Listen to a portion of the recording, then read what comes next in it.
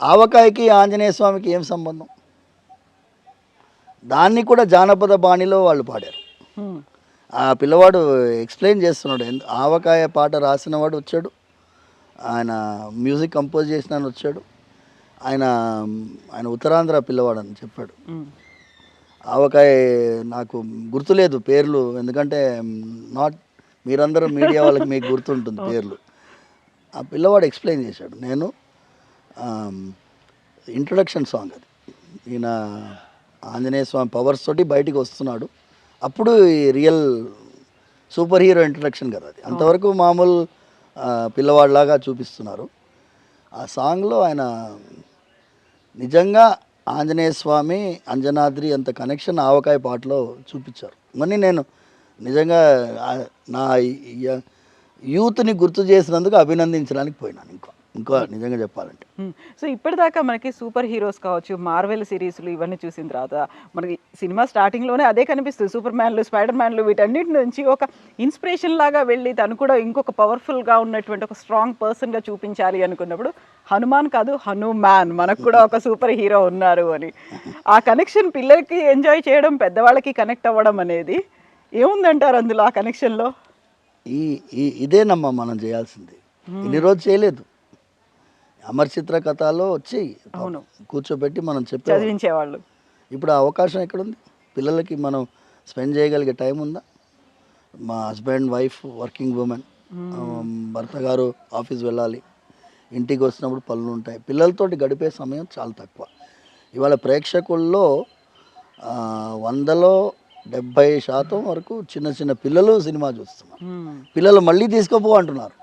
Repeat audience. ఆయన అన్నాడు కదా, నాకు ఆయన డిస్ట్రిబ్యూటర్ గారు పక్కన స్వామి మాకు రిపీట్ ఆడియన్స్ వస్తుంది.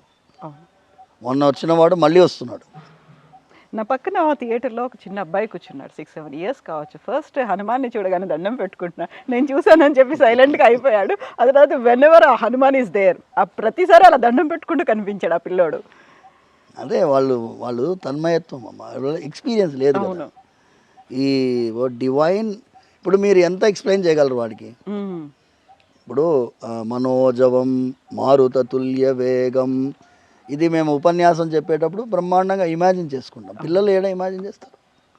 పిల్లలకు ఆ విజువల్ ఎక్స్పీరియన్స్ ఇస్తే ఇంపాక్ట్ బ్రహ్మాండంగా ఉంటుంది.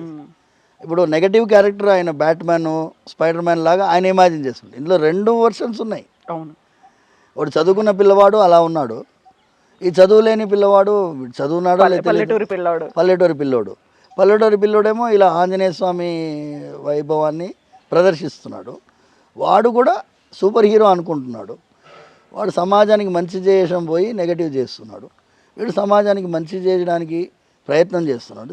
This contrast is already shown. మీరు చెప్పినట్టు బ్యాట్మ్యాన్ చూసిన పిల్లవాడి ప్రవర్తన ఎలా ఉందో చూపించాడు. ఆంజనేయ స్వామి వైభవాన్ని తెలుసుకున్న పిల్లవాడు ఎలా ప్రవర్తిస్తాడో చూస్తున్నాడు.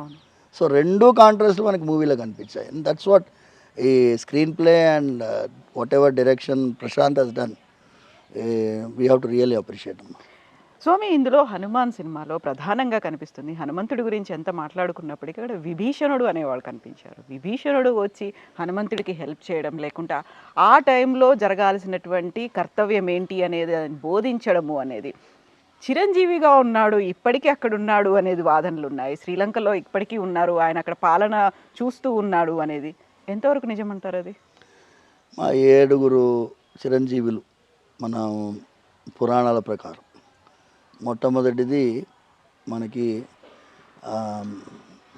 పరశురాముల వారు, కృపాచార్యులు, అశ్వత్థామ, ఆంజనేయ స్వామి, విభీషణుడు, మహాబలి చక్రవర్తి అనే బలి చక్రవర్తి ఆయన. సో వీళ్ళందరిలో 7 సప్తైతే చిరంజీవినహ అంటుంది పురాణాల్లో. సో అందులో విభీషణుడు కూడా సంచరిస్తున్నాడు. మనం శ్రీరంగ క్షేత్రంలో తెల్లవారుజామున విభీషణుడు వచ్చి ఆరాధన చేసి వెళ్తాడు. ఇప్పుడు కూడా వాళ్ళు ఐతిహ్యం అది. శ్రీరంగ క్షేత్రము అయోధ్యలో శ్రీరాముల వారు ఆరాధించినటువంటి ఆరాధ్యమూర్తిని విభీషణుడికి ఒక కానుకగా ఇస్తారు శ్రీరాముల వారు. మేము మా సూర్యవంశం ఆరాధించినటువంటి స్వామి మీకు ఇస్తున్నామని చెప్పి ఆ ఆరాధ్యమూర్తిని తీసుకొని శ్రీలంక వెళ్ళే దారిలో ఆయన కావేరి ఒడ్డున పెట్టేస్తారు, నిర్ణయించుకొని అక్కడ ఉండిపోతారు.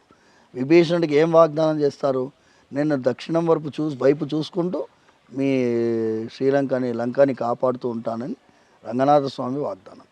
విభీషణుడు అది తట్టుకోలేకుండా ప్రతిరోజు తెల్లవారుజామున వచ్చి స్వామివారికి మొదటి ఆరాధన చేసి వెళ్ళిపోతారు అని మన అర్చక స్వాములు అందరూ చెప్తారు. అందుకే తెల్లవారుజామున బ్రాహ్మీ ముహూర్తానికి ముందు ఆయనదే ఫస్ట్ విభీషణుడు మొదటి ఆరాధన ఆయనది, తర్వాత వీళ్ళందరూ నెక్స్ట్ ఆరాధన చేస్తారు. అలాంటి విభీషణుడు చిరంజీవి అనేటటువంటి మాట ఎంతమంది తెలుసు?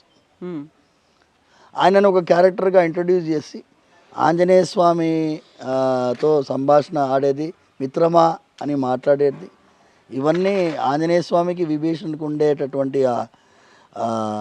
అదేమంటారు సఖ్యతని చూపించినటువంటి మూవీ. రామాయణాన్ని కూడా ఆల్మోస్ట్ నేను చెప్తాను, యుద్ధకాండంలో కూడా ఒక ఫైట్ సీన్ అమ్మా,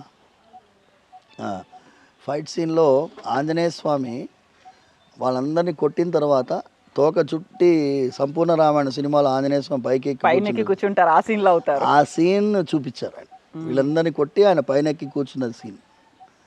అది ఆంజనేయ స్వామి రావణాసురుడి ముందు నిలబడి ఉన్నాడు. గుర్తొచ్చేటట్టు సుందరకాండంలో ముఖ్యమైన ఘట్టం అది. సుందరకాండంలో ఆంజనేయ స్వామి చూసి రావణాసురుడు అంటున్నాడు, ఏమయ్యా నువ్వు ఒక కోతివి, నువ్వేం చేస్తావు, నువ్వేం చేయగలవు అంటున్నాడు. అంటే ఆంజనేయ స్వామి అంటున్నాడు, దాసోహం కోసలేంద్రస్య రామస్య క్లిష్టకర్మణ హనుమాన్ శత్రుసైన్యానాం నిహంతా మరుతాత్మజ. నేను దాసుణ్ణి, ఎవరికి? శ్రీరాముల వారికి. కోసలేంద్రస్య రామస్య దాసహాహం, నేను దాసుణ్ణయ్యా. ఎలాంటి దాసుణ్ణి అంటే శత్రు సైన్యానాం నిహంత, శత్రు సైన్యానాం ప్లూరల్, శత్రు సైన్యానాం నిహంత అంటే ఒక్కడనే. ఇంకా ఎక్స్టెండ్ చేస్తున్నాడు డిస్క్రిప్షన్ తనది. న రావణ సహస్రం మే యుద్ధే ప్రతిబలం భవేత్ శిలాభిస్తు ప్రహరతః పాదపైశ్చ సహస్రశః. నేను ఎలాంటి వాడిని అంటే, నువ్వు ఒక్కడవే రావణాసుడు కదా, నీలాంటి 1000 రావణాసురులు కూడా నన్ను ఏం చేయలేరు. నేను ఒక్కడనే వస్తా, నువ్వు 1000 రావణాసులు రా, నేనేం చేస్తాను, నువ్వు అస్త్రాలన్నీ ప్రయోగించు, నేను నీ లంకలో ఉండే రాళ్లతోటి చెట్లతోటే కొడతా. ఎంత ధైర్యం ఉండాలమ్మా. లంకకి వెళ్ళి అగ్నిదేవుడు వణుక్కుంటూ మూలకు నిలబడున్నాడు, యముడు మూలకు నిలబడున్నాడు, కుబేరుడు మూలకు నిలబడున్నాడు. ఎవరు? రావణాసురుడు ముందు నిలబడలేనటువంటి దిక్పాలకులందరూ కూడా ఒడ్డున ఉంటే ఈ శ్రీరామచంద్రమూర్తి యొక్క దాసుడైన ఆంజనేయ స్వామి వెళ్ళి ఖబర్దార్ అంటున్నాడు, నేను వచ్చాను ఇక్కడికి, నేను ఒక్కడనే, నాలాంటి వాళ్ళు కోట్ల మంది శ్రీరాములకి సైన్యంలో ఉన్నారు, ఏం చేయగలవని. నేను ఎందుకు ఇంత రామాయణం చెప్తున్నానంటే, మా సొంత తాతగారు అంటే అమ్మకి నాన్నగారు 3 రామాయణాలు రచించారు. 3 రామాయణాలు, ఒకటి చతుశ్లోకి రామాయణం, 4 శ్లోకాల్లో రామాయణం, రెండవది మంజు రామాయణం, మూడవది మందస్మిత రామాయణం. మా తాతగారికి ఏంటి అంటే ఆశు కవిత్వం. ఆయన ఏదన్నా వస్తువు చూసి, ఇప్పుడు కెమెరా చూసారనుకోండి, దాని మీద శ్లోకం చెప్తారు. అయితే అలాంటి వారు రామాయణం మీద 3 రామాయణ 3 అంటాం. ఆ డిఎన్ఏలో రామాయణం ఉంది. అందుకోసం శ్రీరాముల వారంటే పొంగిపోతాం. స్వామివారి సేవకులు మీకు ఇంతకుముందు చెప్పాను కదమ్మా, వెంకటేశ్వర స్వామిని పిలిచేదే శ్రీరామ లేవయ్య అని పిలుస్తాం, కౌసల్యా సుప్రజ. ఆ రాముల వారికి సేవ చేసినట్టుగా మేము భావిస్తాం. కాబట్టి రామాయణ 3 మాలో ఉంది. కాబట్టి రాముల వారికి సంబంధించినటువంటి ఏదైనా ప్రయత్నాన్ని అభినందించలేకుండా ఉండలేము. కాబట్టి ఇవాళ చాలామంది ఆశ్చర్యం, మీరేంటి స్వామి సక్సెస్ మీట్కి వచ్చారని ఒక ఆయన మీడియా వాడు అడిగాడు. నేను అన్నాను, కరెక్టే, మేము రాకూడదని చెప్పలేము, రావచ్చని చెప్పలేము, మేము కూడా సమాజంలో భాగమే. కానీ సమాజానికి ప్రతినిధిగా కృతజ్ఞతాపూర్వకంగా వచ్చానయ్యా, స్వామివారి ప్రతినిధిగా వాళ్ళకి ఆశీర్వదించి వెళ్దామని వచ్చానయ్యా, రెండూ చెప్పాను. సో మీ ద్వారా ఈ విషయాన్ని దయచేసి మళ్ళీ వీళ్ళకి గుర్తు చేయాలి. ఇంకెవరైనా ప్రయత్నం చేసినా కూడా ఇలాంటి ఒక అద్భుతమైన ప్రయత్నాలకి సమాజం తప్పకుండా నెత్తి మీద ఎత్తుకుంటుందమ్మా. If they are getting a blockbuster movie, డెఫినెట్గా మీకు ఎఫెక్ట్స్, స్పెషల్ ఎఫెక్ట్స్ ఉన్నాయి, మీకు క్రియేటివిటీ ఉంది, ఇవన్నీ ఉన్నాయి. ఎందుకు రాంగ్ దాని మీద తీస్తారు? మంచి స్టోరీస్ బోలెడన్ని ఉన్నాయి, బోలెడన్ని స్టోరీస్ ఉన్నాయి. పిల్లలు, పెద్దవాళ్ళు, కుటుంబం అంతా వెళ్ళి సినిమా చూసేటట్టుగా ఎందుకు మళ్ళీ చేయలేరు అనే నా ప్రార్థన. అది మళ్ళీ అక్కడ విన్నవించాను, వచ్చేసాను. ధన్యవాదాలు.